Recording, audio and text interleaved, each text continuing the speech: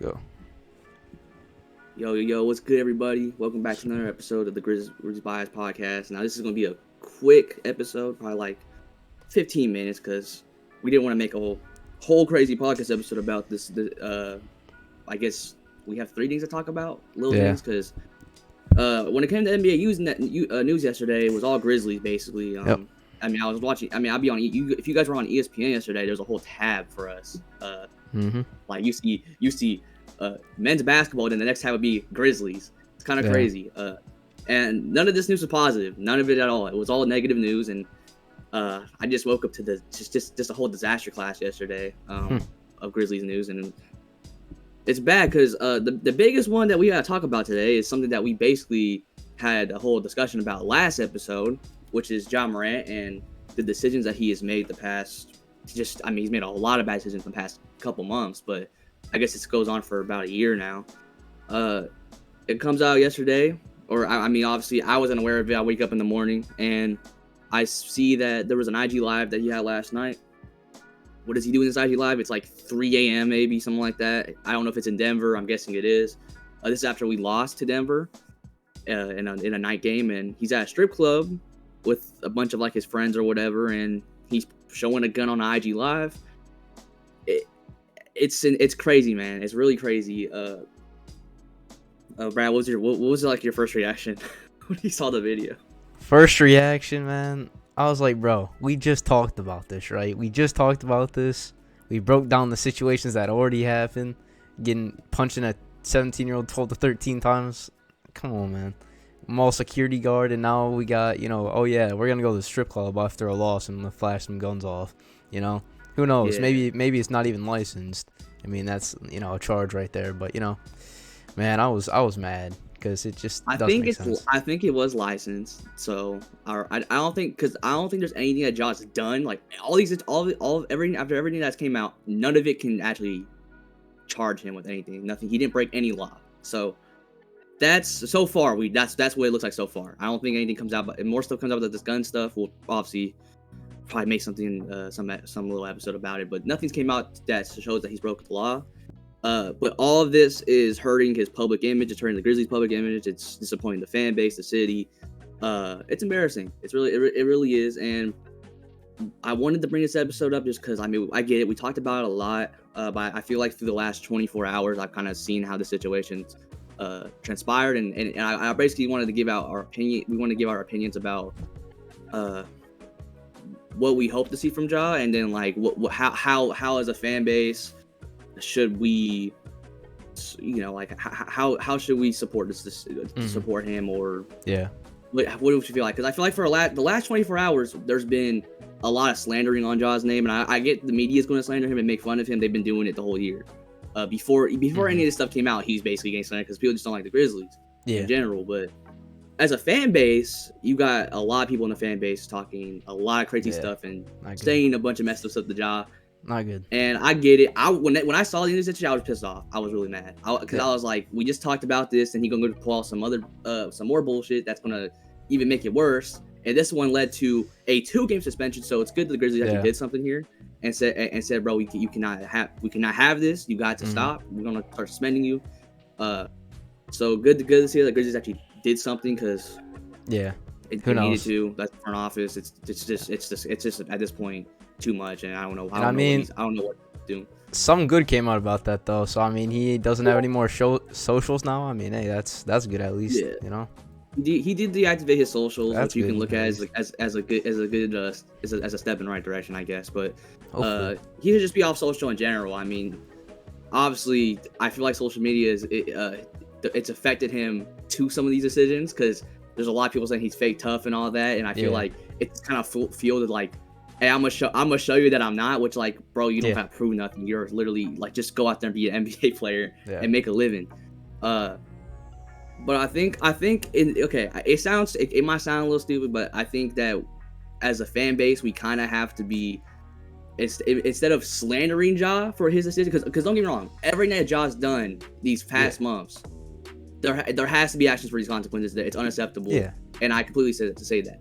I try to defend past situations. I cannot defend this one with the gun and IG Live, and Yeah. obviously the other ones, it looks bad. We're not exactly sure what's real, what's not, but understandably the whole every situation to certain points in every story looks bad towards Ja, and just him doing this thing on IG Live kind of makes you want to put more truth into these situations. I mean, he got well, that he pulled out a gun on the 17-year-old in that thing because the kid said he's gonna light up this place like fireworks or whatever, and now you got him showing a gun on IG Live, and it's like, dude, you literally just got accused of pointing out a gun like not that long ago. So why you're just putting more fuel into this situation? It's dumb. It's so stupid. But I really think like Ja has not acted like this his first 3 years in the NBA at all. Actually, he's been a great person his first 3 years in the NBA. You just see him give good shit. Like he would help out kids. He would be nice. He would get kids like, I mean, he still always does give like a kid like a signed jersey or signed shoes every game. Like, I mean, I see Grizzly fans like, man, I miss this Ja, and they'll show like all the good videos that, you know, of him doing good things, like that one video where he's giving that waitress a $500 tip, or, you know, just being a good person in general. Where now it's like, well, where is that gone? Like, Ja has not acted like that for really 180 lately, dude. And it's confusing. It really is. It's like it makes me think like, what is there more going on with Ja than just this how he acts? Because like I said, I've never seen really Ja act like this before, so I've always thought like, I don't know what's going on with Ja. I feel like there might be like he mentally might just be in a bad spot, in a bad place right now. Obviously we keep bringing up about like the friends he hangs out with, like whoever's in his circle, because really it might just be a bad I feel like they're just being a bad influence on him. And I mean one video I saw today was Jalen Rose. Jalen Rose had a whole 3-minute segment on ESPN talking about Ja. And he went on to say like he feels for Ja because Jalen Rose had to come up where he had to go through a lot of stuff, and he basically can put himself in Ja's shoes and kind of see like spot he's in. But this is the thing, I'm gonna be completely honest. Ja does not have the same childhood come up as Jalen Rose. Jalen Rose went through a lot. Absolutely. I don't know what Ja's childhood was like. I have no clue. Now, if you go on Twitter, there's a lot of experts that think they know Ja's whole childhood situation. They think he came from the suburbs. They think that he had it easy. I don't know. I have no clue. He comes from a small city called Sumner, South Carolina, which has one of the highest crime rates in America. I don't think he came from the suburbs. That man did not come from a blessed city that he's just going to be safe. I don't know. But I do think his dad put him in the best position to succeed, and his dad took great care of him. And I don't think he had to deal with no like being in no hood or like having to be in a gang and doing all this stupid stuff. Like, no, I don't think he had that as a kid. I really believe like he didn't have the great, like, I don't think he had like the most blessed living situation, but I really don't believe that he came from those suburbs. I don't know what his childhood situation like. No one does. So it's funny to me how everyone wants to be an expert about it, because no one knows where he came from. Like, but I know that Jalen Rose probably came from a way worse situation than Ja. But he's trying to but Jalen Rose in this whole 3-minute segment was trying to put himself in like Josh's shoes and saying like, trying to give him advice, basically saying like, now that since he got drafted, he's the leader. He's like the guy that's like made it out, and he's supposed to be like the or in his words like the bread maker or whatever. And I low key I understand what Jalen Rose was saying all the way. He's basically saying that he truly believes that Ja's going to come out the situation, that he's going to work on himself and he's going to come out of the situation a better person, which I really hope so, because Ja has came out and he said he's gonna work on himself, which he's dropped his socials, but he's basically saying that he's gonna work on himself. And one thing he brought up that I found kind of weird was that he talked about how he's finding ways to deal with his stress better. I don't know if when he's stressed out, is he just thinking like, oh man, I need to go pull a gun on somebody. Like, what? I don't get it. Like, but I do think there's something going on with Ja more than just like him trying to act tough or whatever. He might have something going on. I don't truly know, but as a fan base, I feel like we got to be with him. We got to stand with him. And obviously, as a fan, I'm not saying that we should agree with what he's done and try to defend him, because what he did is bad, and he has to stop this because he's hurting his image. He's, like I said, he's he's making the fan base look bad. He's making the city look bad. Did you see the Paul Pierce thing too? You see that? Yeah, you sent me that. Like, dude, come on, man. You can't make an excuse for it. He's trying to make an excuse for it. I don't know. Yeah, I don't think like we cannot defend what Ja did. It's not at this point. There's no defending. I tried to defend the first stories and I was able to because there was no like proof to really back up the whole situation. But when when it kept stacking up and stacking up more with more situations, and now you have him actually pointing the gun on ID Live, then it's like, okay, I can't defend this dude. These situations might be like I might have been wrong trying to defend him because now these situations might be actually bad. Like we have no clue.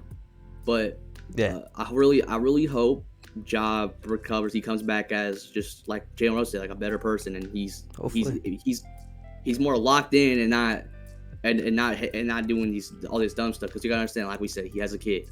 He's supposed to be a role model to or an idol to a lot of people. And I feel like, sorry to cut you off, but I feel like you can kind of tell like the difference in his play from the start of the year till now, like towards when some of the stuff's been happening.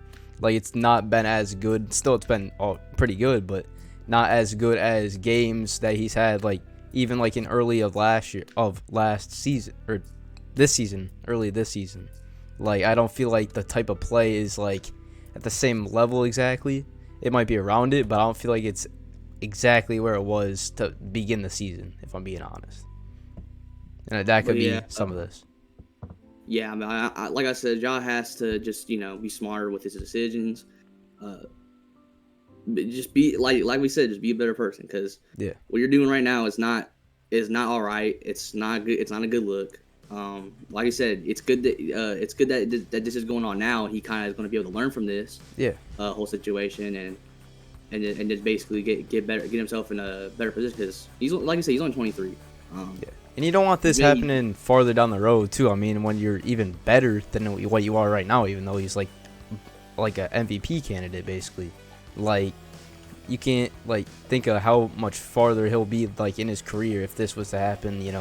Further down in his career, how much more that would like impact his growth then too.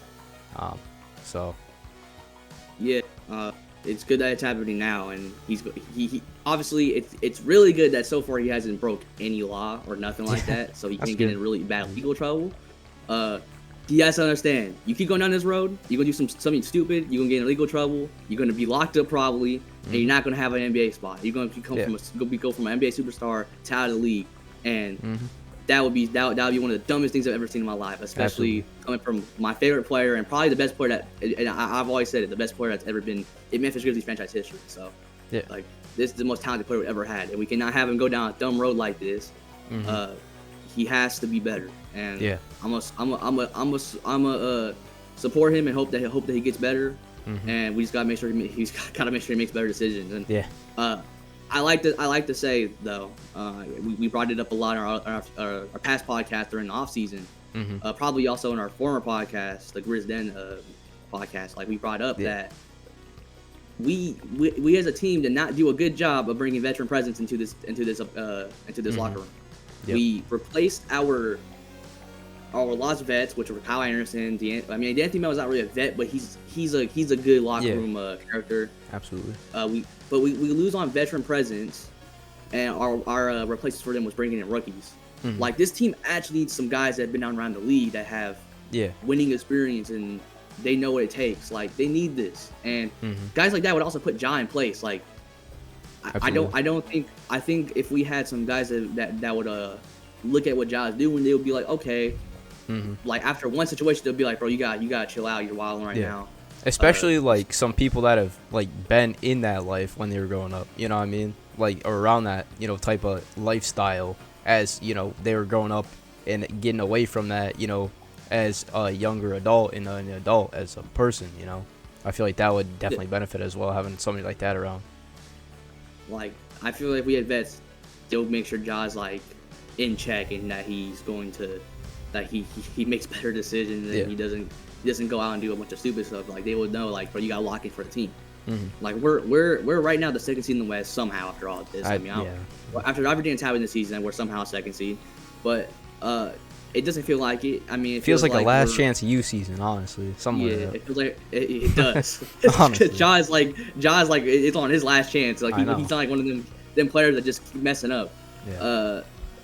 And we're somehow the second seed. We're in a season that I had hopes that we can make it to the finals. Yeah. And Well, right now, my whole like hopes about us making the finals is so slim because yeah.